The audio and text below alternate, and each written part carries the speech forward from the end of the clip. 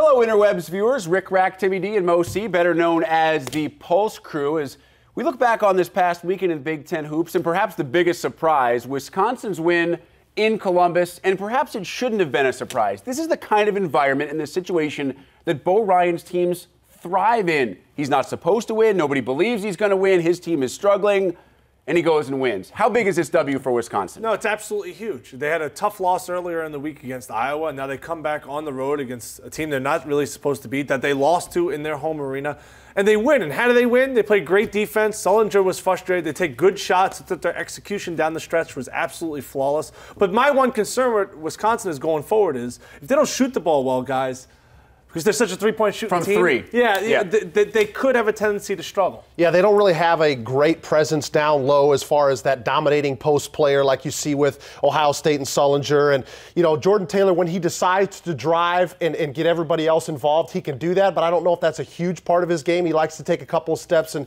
hit a spot-up jump shot. But when Wisconsin does hit shots, they're one of the toughest teams to beat in the conference. When those guys get hot from behind the arc, you could put them with Northwestern and Michigan as one of the toughest teams to beat from outside. Well, and the offense is not the strong point for their team. Wisconsin always play good defense, and they can guard. And you talk about Bo Ryan, he put together great game plans. And then on the flip side of that, you got Jordan Taylor, who is a big-time good extension of his coach out on the floor. So whenever you got those guys coming out that locker room, you give yourself a good chance to win. Yeah, Taylor not having the year this year that many expected of him. He played well against Ohio State. And down the stretch, I think this is a guy who, even with his struggles, is going to be a guy that most coaches would be very happy to have leading their teams. Quickly, before we go, serious concerns for Ohio State or just a bump in the road, Timmy?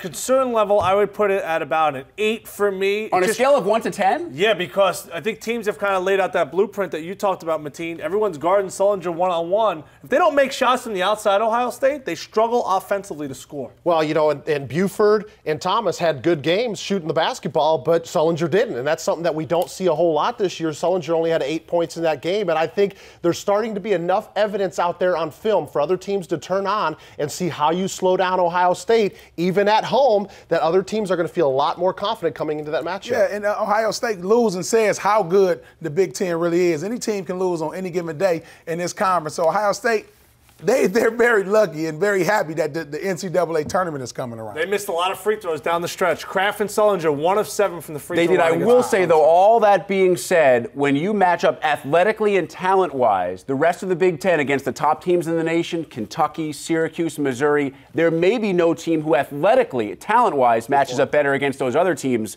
than Ohio State with guys like Sullinger, Thomas, and Buford. Problem is, they all have to be on the same night. Check out the Pulse every Monday right here on BTN. Guy's a genius.